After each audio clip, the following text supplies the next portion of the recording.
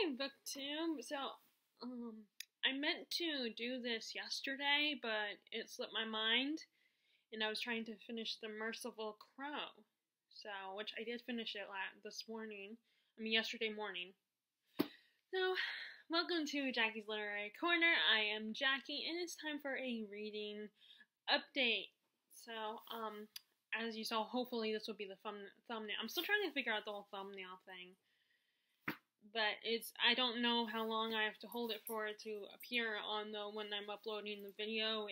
They give you thumbnails from your video, and every time, the last few times, when I thought I did the thumbnail, it did not show up. It just showed up with me making like some kind of funny face because I'm in mid-thought or something, which I try not to do, but sometimes when you're thinking, not paying attention, you can't really help it. So, as you saw from the hopeful thumbnail, I am finally able to get back into this. And what happened with this one is the same thing that happened with the first book, which is that I started it, but then I came across other books, and then eventually I did start it again, and it took me a little while, but once I progressed enough in the book, I was able to get into it. And plus, there weren't as many, I got the other books I wanted to read done. And I finally got a graphic novel read, not the ElfQuest one, unfortunately, but at least the Gotham one read. So I don't have to worry about that one anymore. I have to feel guilty that, I have not read that one yet. But, this is the sequel to The Demon King by Cinda Williams-Chima. And, basically, it's where all of our characters, it picks up where they left off, where they're both our two main characters are traveling, they're on the run, they're trying to go into hiding and protect themselves. And they're both at the school, at the academies, prospective academies for the kind of training they want. Like, you have Han, who is at the Mistwork Academy, which is for wizards, and then you have Reza, who's hiding out at the military academy, and not only is she hiding there, but she's also going to school there because she can finally learn some of the other skills that she needs to be a good queen, not just the feminine skills like sewing and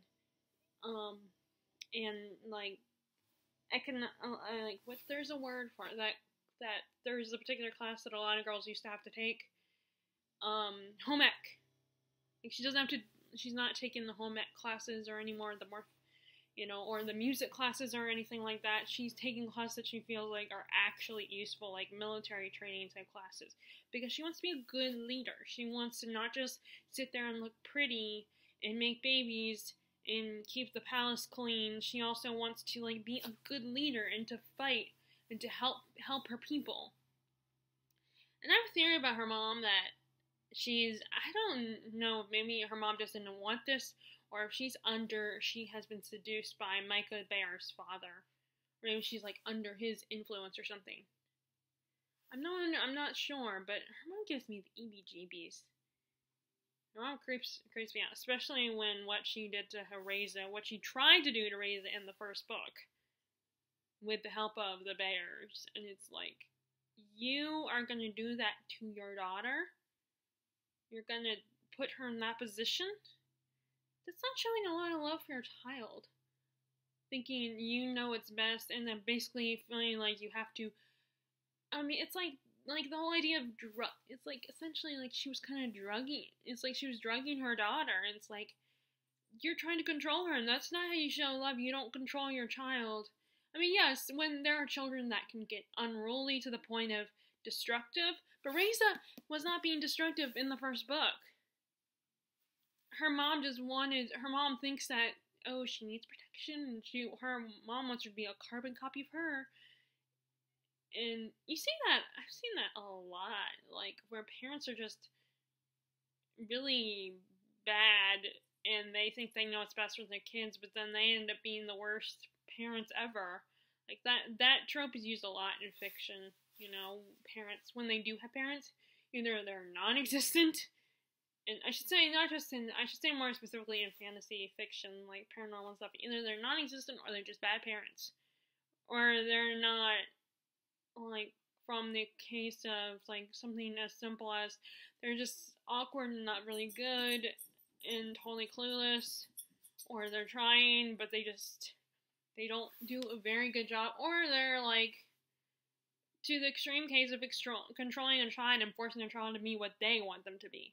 Like, being like, what I want only matters. What you want doesn't matter because you're a child. You're my child, so I can tell you what to do. And some parents take that the wrong way.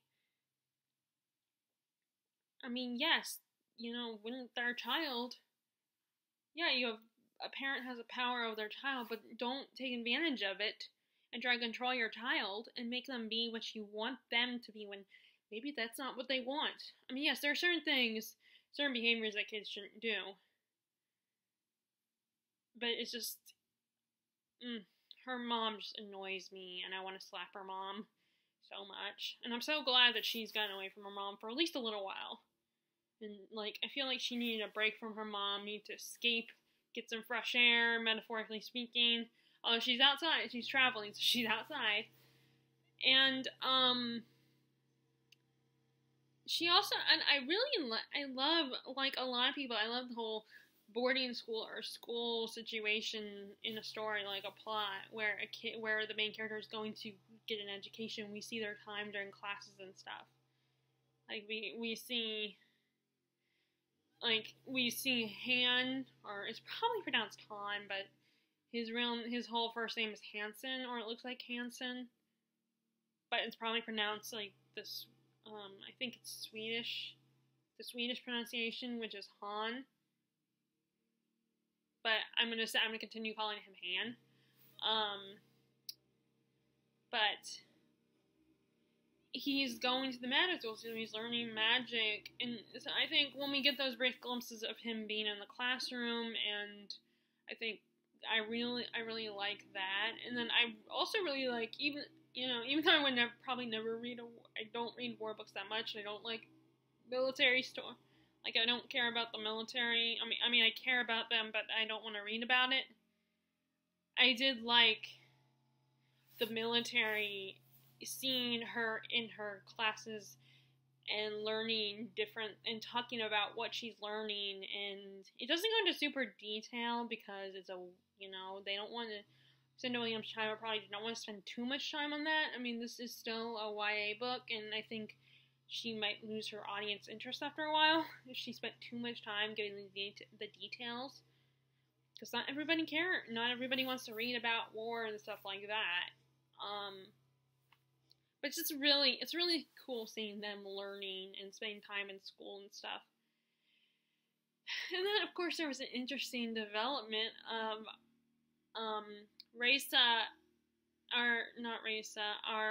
Han meets the headmistress of the school, who's like, she's creating a secret group of fighters, and she's like basically turning them into her little pet soldiers.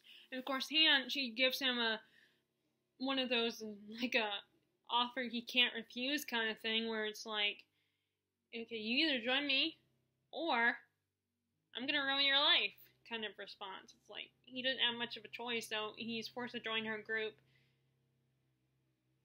And then I did not realize that. I didn't think about this until, like, when I started reading, I guess Merciful Crow. I just realized that a lot of the books I've read this month, not counting the Gotham graphic novel, they all kind of have to deal with social injustices in small ways, where it's a small part of it, or it's the main plot.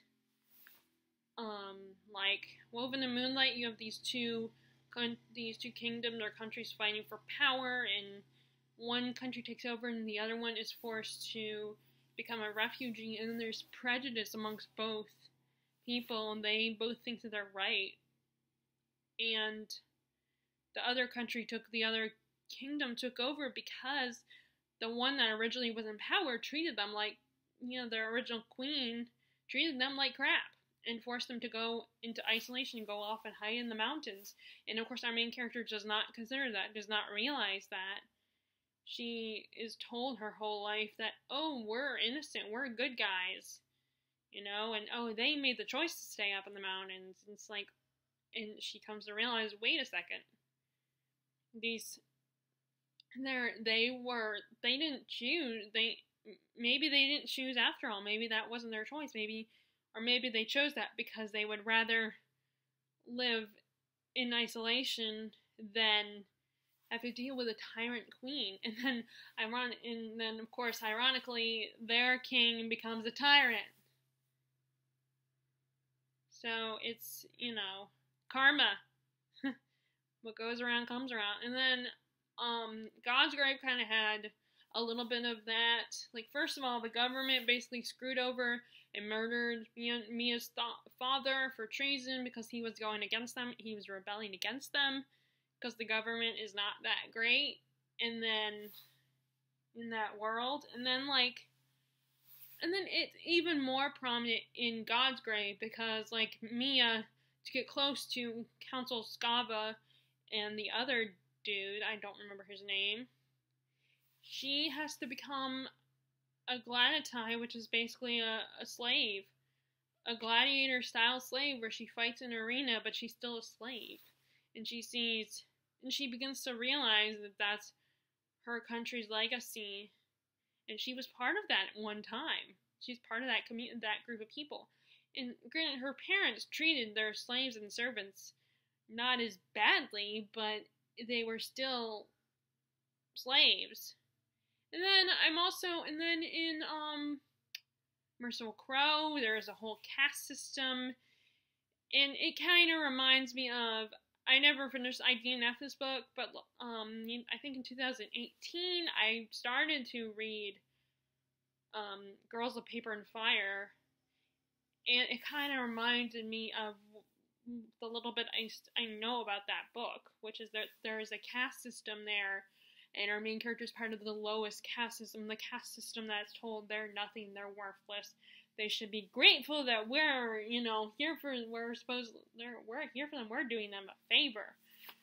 And that's what Merciful Crow is about too. Like, our main character, I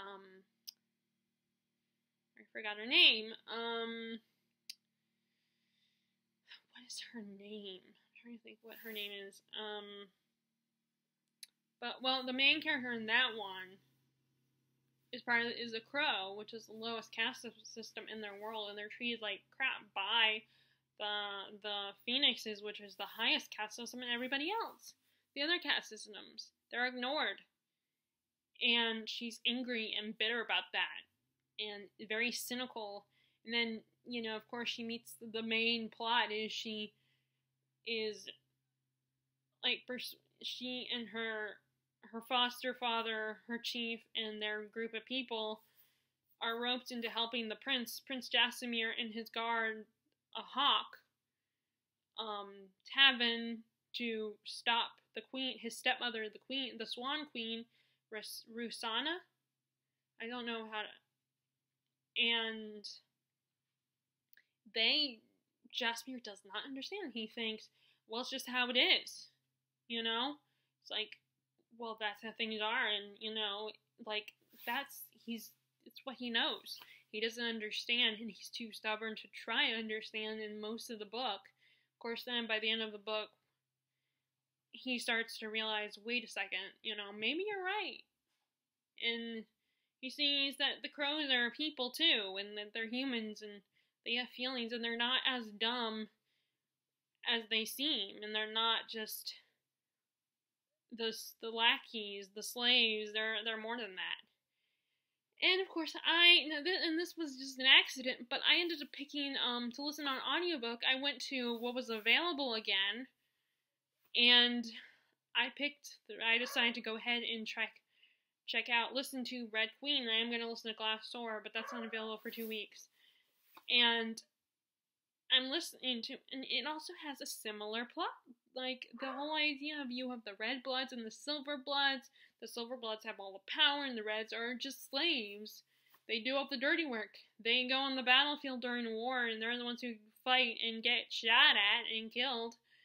And our main character, Mare, she is after getting a job by who she doesn't realize is the prince, the crown prince, she gets a job at the summer palace as a servant, and then it's accidentally discovered that she has powers. She has lightning powers, which I think is awesome, an awesome power. And she, they are forced to take her in and come up with this whole story of, oh, she's the long lost daughter of this general, and she was hiding with the Reds and raised by the Reds, and so they make her into a Silver, and she's caught between the two princes, who are, I feel like they're worse than Jasamir, although I don't know, because we didn't, it depends on the situation, because she was in their world, while, our main character in The Merciful Crow, who I'm trying to remember her name, it was her world that Jas was stuck in, so he didn't have, even though he still acted like a little brat, pompous idiot who was all, entitled and oh, you'll do what I say, you can't talk to me like that, and blah, blah, blah, but he was still in her world, and I wish I remember her name, but I can't think of it. I don't want to get up and grab it, because I'm being lazy. What's her name? Well, it's gonna pop, as soon as I stop filming, it's gonna pop into my head what her name is.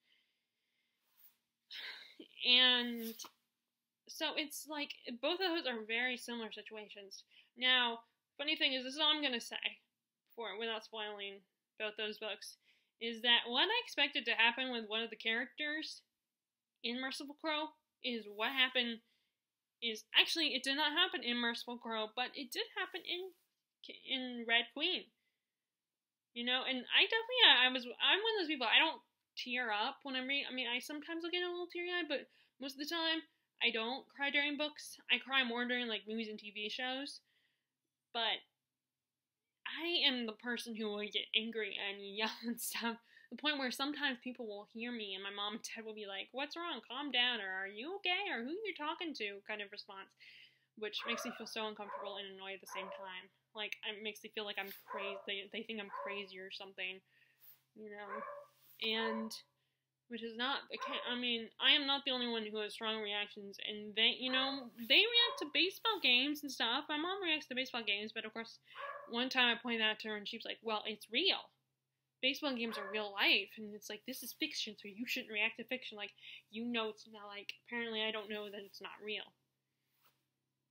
Which kind of reminds me of, I heard someone said that if you like fantasy, then you can't accept reality, and it's really?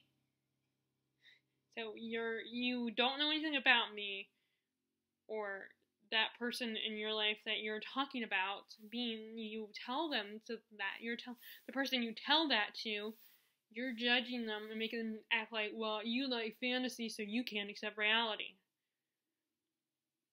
It's of course, my friend is, she's used to those kind of comments, and I'm gonna put this book down because my thumb is hurting. Holding it like that, I have my thumb pressed to the back. Kind of feels like it did on, I think it was, when did I last go to work? Okay, so I was off yesterday, on Friday when, they had me sanitizing the carts, I had to spray, and, I noticed that whenever spray bottles get down to where they're running low, then it's a little harder to get them to spray. You have to keep pressing on it. My thumb was hurting, and the way I was holding that book reminded me of that. But anyway,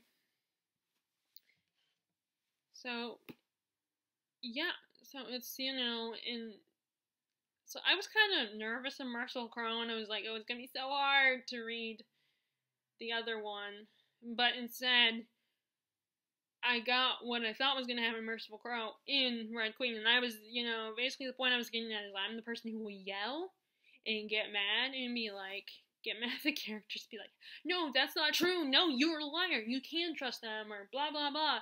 So I was doing that a lot with Red Queen. I was getting so very mad at the characters, and I was very shocked. I know a lot of people criticize that series, and they're all like, oh, Mare is stupid, and, oh, it's so cliche, and he's all the tropes and all. I didn't notice that, and so I must be stupid or something because I did not notice that stuff.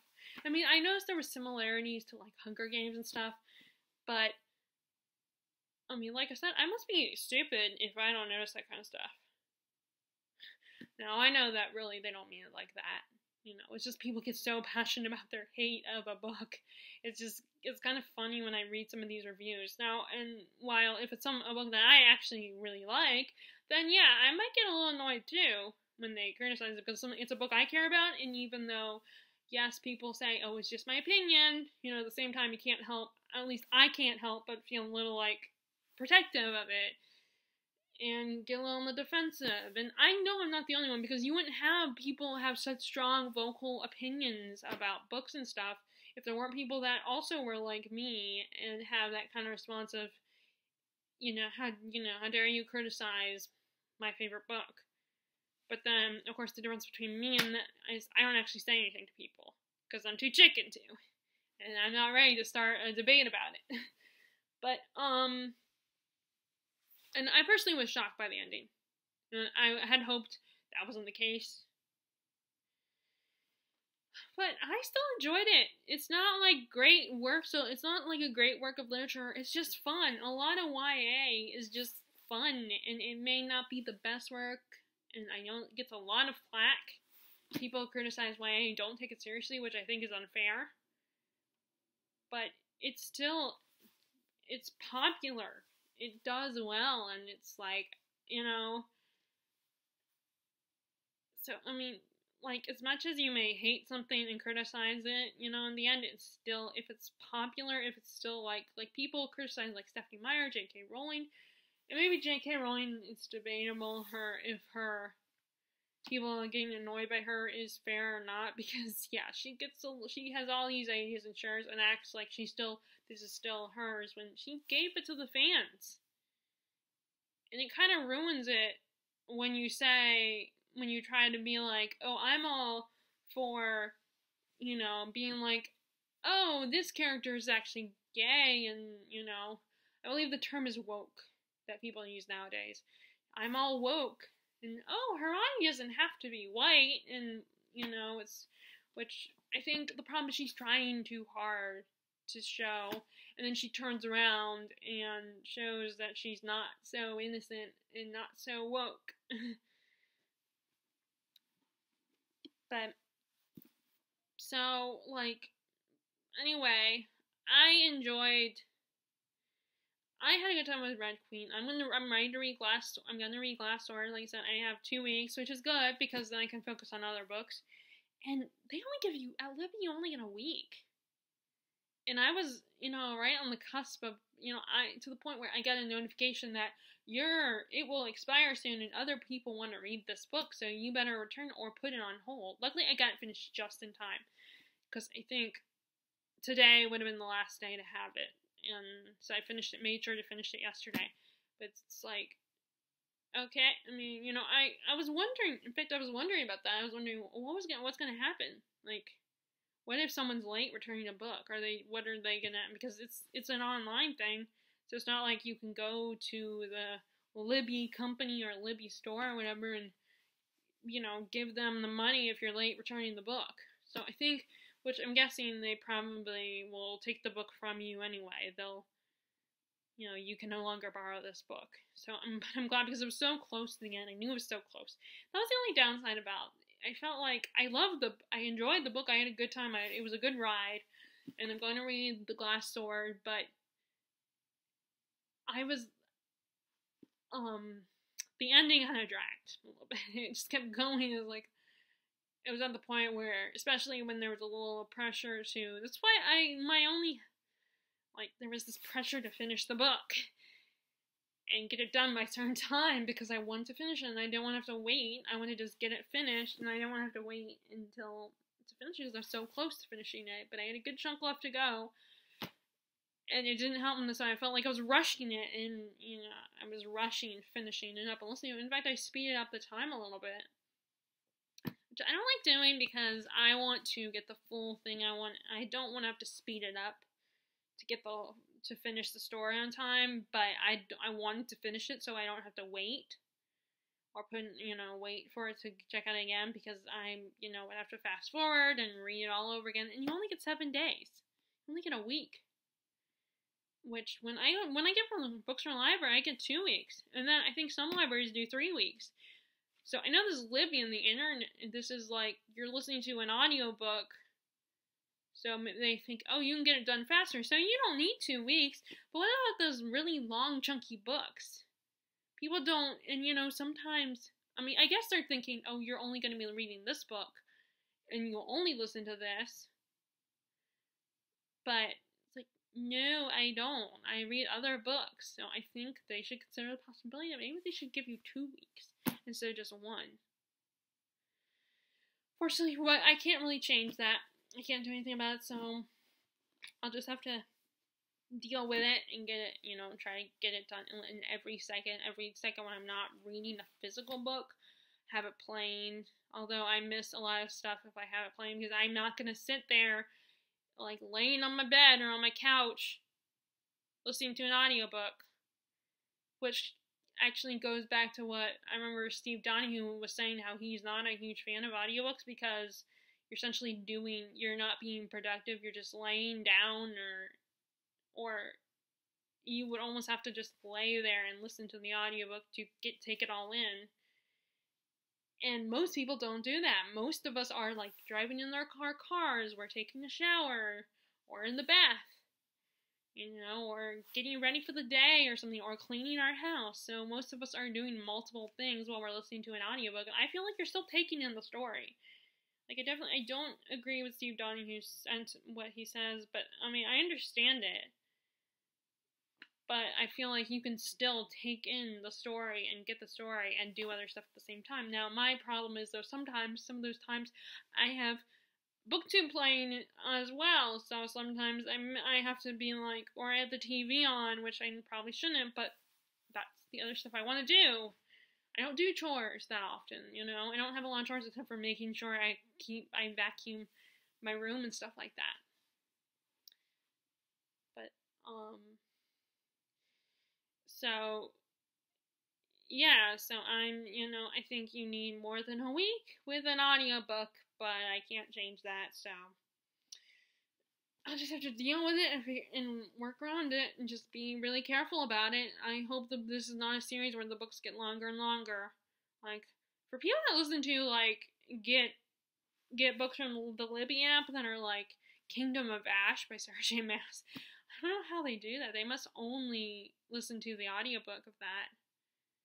Although I think some people do the audiobooks and books at the same time, and the physical book at the same time. But I'm picking audiobooks from Libby. I'm borrowing audiobooks from Libby that are not books that I have. That's when I go to the library. I'm not going to check out a book that I already have. And plus, the books that, my library probably does not have that many of the books I have here on my shelf. Maybe some of them, like, I've seen Song of Ice and Fire there.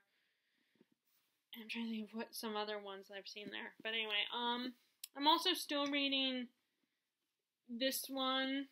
I'm on chapter 8, and I believe there's 17 chapters. So I think I have 9 more to go. And I have to look and see where Istanbul is, because I thought it was Middle Eastern country. But when I was listening to Sam from Thoughts on Homes' review on this, she says she believes it's old Germany or Prussia or something. And so that's like Europe. But I thought Istanbul was the Middle East, so I have to look that up to figure out exactly where. But this book is still there. We're still getting the whole issue of, this is another one that has to do with their social injustices here, because Temeraire feels like the dragons are treated as just pets, as slaves to the humans, because he's experienced what it's like living in China, where where the dragons are free and worshipped. But then the problem is that the British look forward to when the British aviators look forward to having their own dragons, their own pet dragons to ride and battle with. But if they're free, then that means that they don't have their own personal dragon, which I can understand both sides of the issue. You know, even though I'm a human, I could see both sides, and I understand why the Tamaraire feels the way he feels. But they're in a situation where they can't worry about it. They can't have that right now. They're in the middle of a war and they need everybody to cooperate and work together. So Tamaraire stirring up things and talking to the other dragons will not help, because then because change does not happen overnight, which is what we are dealing with.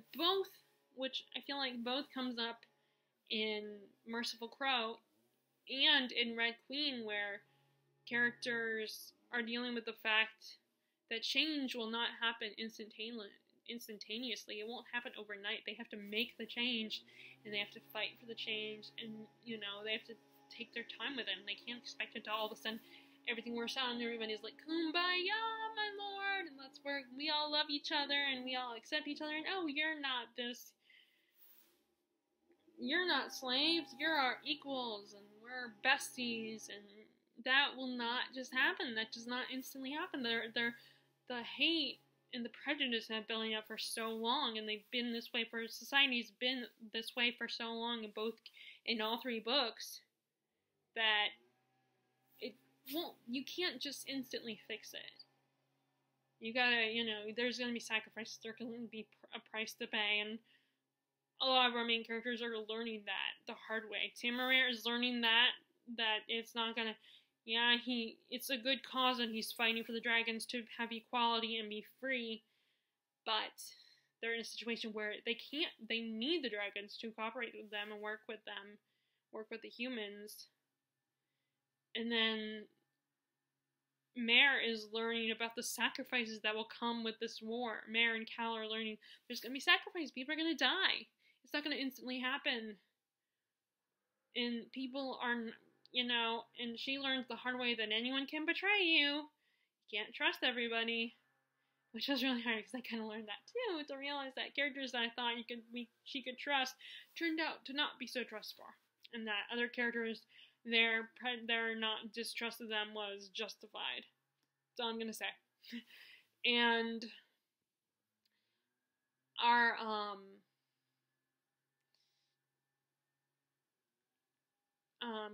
and then I can't remember. I'm gonna put that back down. And then what was I gonna say? I was talking about Merciful Crow.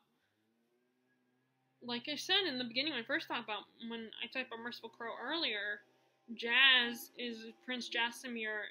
He's like, oh, what's wrong with this system? Our things are great, and this is just the way you are, and you're meant to be this.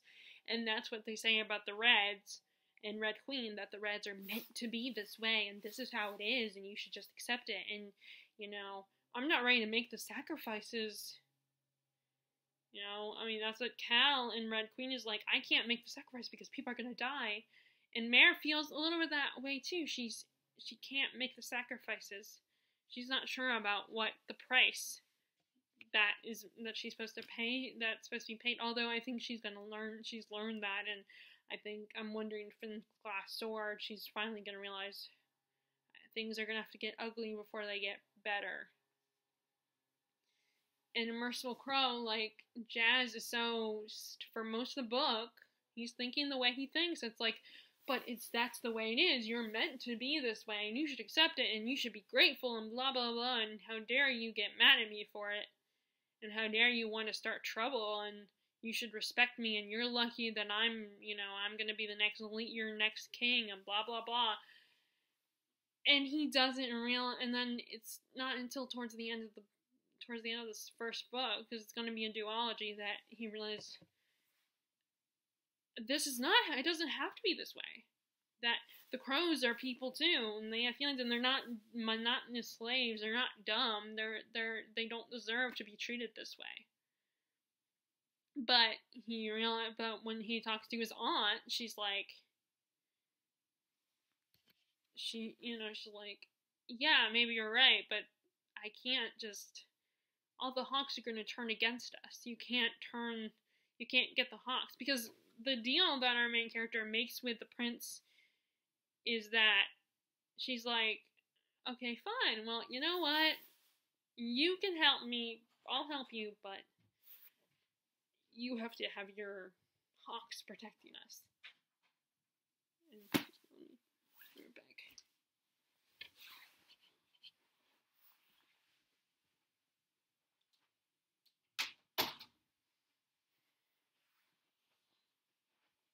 The hawks have to protect us.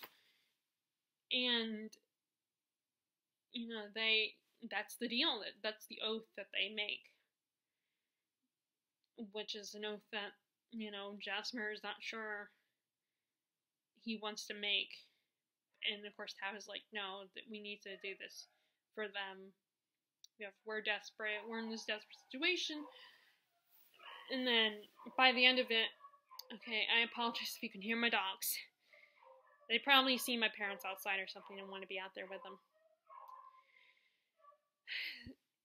But like I said, when they go to his aunt, because at that point Jasamir is on the same side as their main character, and Fie, that's her name, Fie, Fie, like Fiona.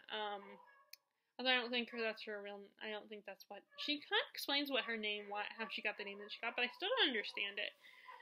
Like maybe Fie means something from in their country. I don't know. But Fie, when Jas and Fie are visiting seeing his aunt, because she's the general, the head of the Hawks, and she's the only one who might be able to be on their side and might help them because she hates his father. But she tells them that no, I can't.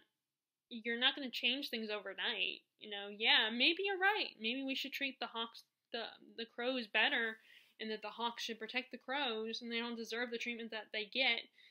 But I can't fix that. But it won't happen overnight. The Hawks will not want to do this. Or at least not all of the Hawks will want to do this. Because it's been ingrained in them that the crows are bad.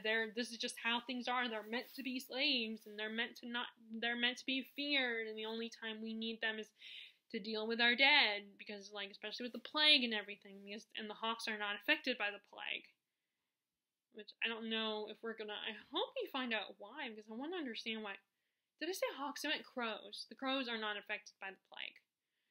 And I wonder if we're gonna find out why, because I think it's gonna be a duology.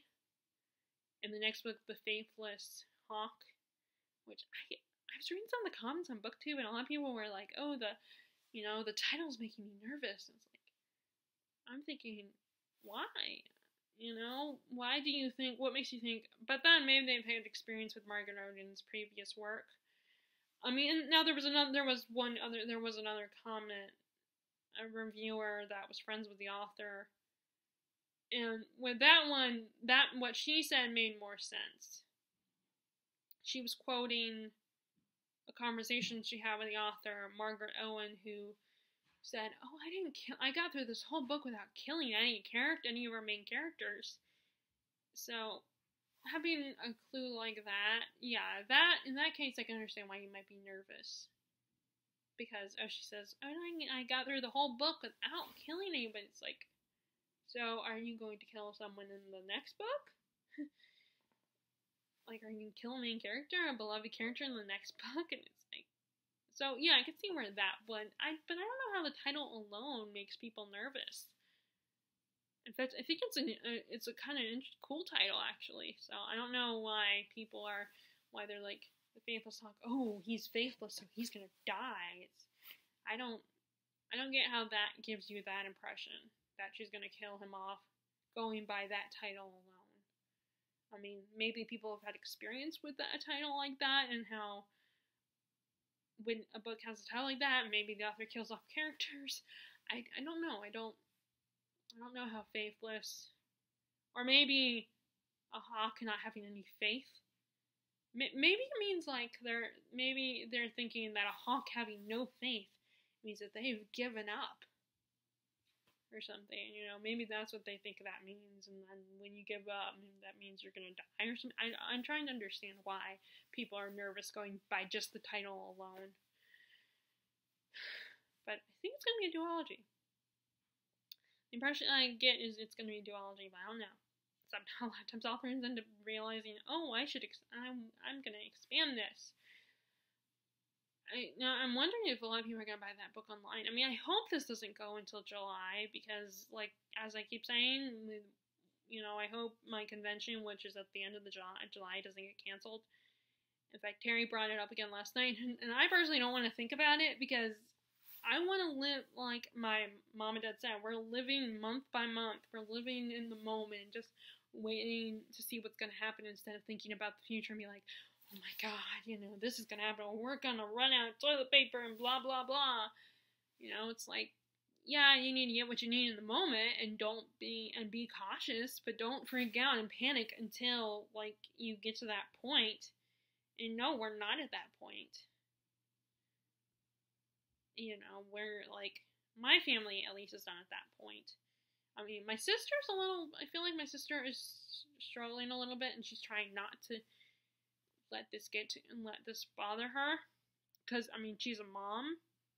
So I think a lot of times people that are mothers are more prone to worry because they have to make sure their kids are taken care of and their husband is taken care of. But I'm just trying to take it month by month and not think about the possibility of what if my convention... I mean, I still think about it, but I'm not going to, obsess over it. The only thing I'm doing is not, like, we were going to do this whole 1920s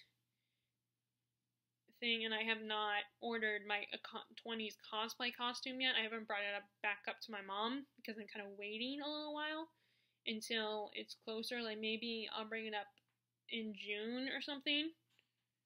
I'll bring it up again. Unless the fears are justified and it's still going on in the summer. I mean, I hope not. And I hope that I don't get stuck spending my birthday at my house doing nothing except for my usual routine, and then maybe my parents, of course, will get me. Although, really, truthfully, that's how it is anyway for my birthday. I mean, we might go out or something, like go out to eat. Like last year, we saw a movie. My dad took me to the movie, and we went to the Hickory Tavern, got some burgers. Although I felt really, because of course we also got popcorn and soda. By the time I got around to eating the burger, I felt a little like bloated, and I couldn't eat anymore. I was regretting that I ate popcorn and then I got a burger at the same time. So, but I don't know. I don't know what's gonna happen, but I'm choosing not to think about it, not to express. Oh, I hope, oh my God, it's gonna be so sad if our convention gets canceled. I mean, it will be, and that means I probably won't see Terry this summer. Because that, if we're still on lockdown, the virus is still going on, then she's not going to be able to travel here anyway. I mean, she did say that she wouldn't mind just coming out and hanging out with me. But my concern about that is that there's not a lot to do around here, And the only thing will be, since we're, being careful, we don't really go out except for I go to work. And then I don't want to sit around and just watch TV or just sit around and talk and do nothing. I want to, read my books and watch booktube videos, and Terry doesn't do that kind of stuff. So, but who knows what's gonna happen? Like, so I'm not thinking about it right now. I don't want to, I'm just taking it month by month, and hopefully that won't happen. Hopefully, we'll stop this virus. This virus will stop. We'll find a way to combat it. Maybe not cure it, because I don't think you can, but you can at least get an antidote, something to, like, make it easier to deal with, like, all the other medicines we have for, like, colds and stuff like that, or, a way to get the flu shot so you won't get the virus. Like, maybe we'll come up with a shot that will prevent you from getting the, coronavirus. So, let's see, what else do I need to So I'm still working my way through those 2 books, and then I don't know if I'm going to finish if I'm going to get to the Forgotten Garden and finish it yet. I would like to. I think what I'll probably do is even if I don't get to it, I'm going to read it in May.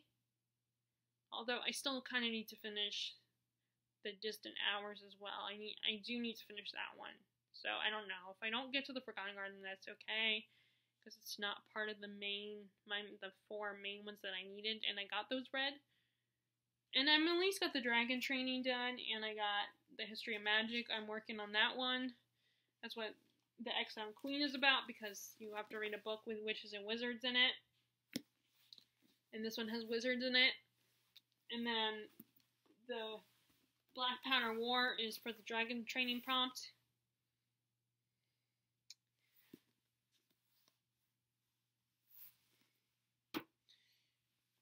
So I'll at least get those done. I'll get those read, and I can always get to the Forgotten Garden in August. I'll have to look up what's gonna I think what I'll do is before August gets here, I'll probably look up the newts and see how it worked in the past.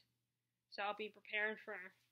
I'll know what's coming in in August for the newts readathon.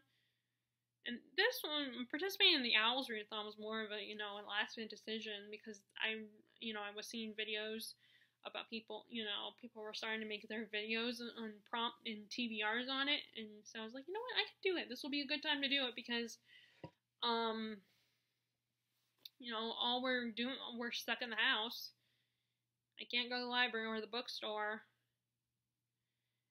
And I'm not going, the only place I'm going is to my job and, going to work. So I figured, I'm going to go ahead and do it. And I did it, and I succeeded. I read the 4 main books I needed to read, and now I'm trying to read some other ones as well. The Black Powder War, I'm chapter 8 in that one, and like I said, I think there's 17 chapters. So,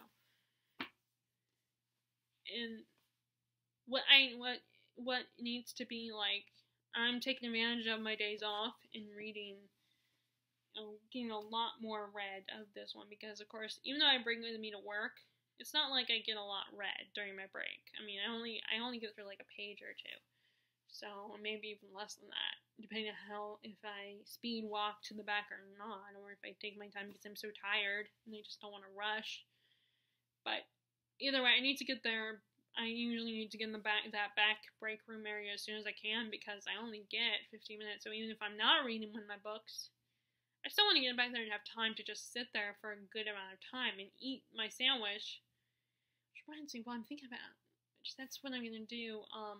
I need to do that tonight instead, because I have to be at work at 7:30, and I'm not getting up at 5:30 in the morning, so I'll have time to, I'm gonna just get up at 6 and eat my breakfast, brush my teeth, get dressed, and all that stuff. So I only have 45 minutes. I will only have 45 minutes in the morning, tomorrow morning. But that's okay, because I get home, I'll be home probably by 1 tomorrow,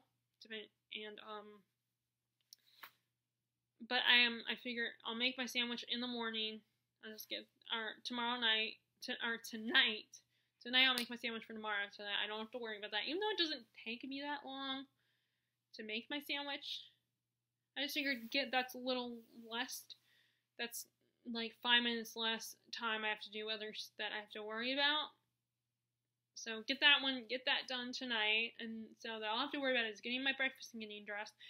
And what I might do is I don't like to get dressed before I go downstairs to eat breakfast, because what if I spill something? But I might just go ahead and get dressed, get in my clothes instead of coming down there in my PJs, and just get that over with. So I don't have to rush upstairs. I don't have to make sure I rush upstairs and get dressed really quickly, because I'm not going to have a lot of time. Like I said, I only have 45 minutes, because we usually leave at 6:45, so I have time to get into the break room, put my little lunch bag in the fridge, and then, get everything I need, get all that done. So, tomorrow's morning is going to be crazy. I'm nervous that tomorrow's going to be a crazy morning, because that's when people have been getting there. It's early in the morning, as soon as our doors open. to get, like, make sure they get their necessities like toilet paper and stuff like that. And that's why I buy the afternoon is gone, because everybody comes early in the morning to get it. So anyway, that's what's going on with me and my reading, and I hope you guys are doing alright and getting a lot of reading done. I know that a lot of people are not able to do it because they just not been in the mood, because things have not been great, and people just haven't been feeling reading their books.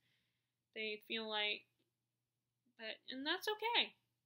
For those, but I hope that, you know, those of you who are still reading are getting a lot of reading done. Like I said, I know because I don't want to think about. For me personally, reading is a way to not think about what's going on in the world. I would rather read a book and escape into a fantasy world, even if there's even if there are all these books about social injustice. I still would rather escape into that world than have to deal with all the drama that's going on in our world, all the horrible stuff and the fear that everyone's feeling, and all the, you know, the precautions I have to take, you know, just to make sure I don't get sick. Because sometimes, you know, it's not always, you know, it's not super easy to have to wear these latex gloves and a mask on your face, especially in hot weather, you know. And really, if you want to be really careful, then we would almost have to change our gloves every time we interact with a person, and we don't have enough gloves to do that. So I just change them as much as I can. I always bring 3 pairs of gloves, you know, and like 1 pair I wear the first couple hours, and then I change it after a while. And when I go to the bathroom, I try not, you know, because I go to the bathroom a lot, I try not to waste them too much. Okay, I'm going to stop now and stop talking. I hope, like I said, I hope you guys, if you are able to read, I hope you are enjoying your reading. If you like this video, be sure to give it a thumbs up, click subscribe if you haven't already, and click the bell notification below if you want to know when I post more videos. And I will talk to y'all later. Alright, bye!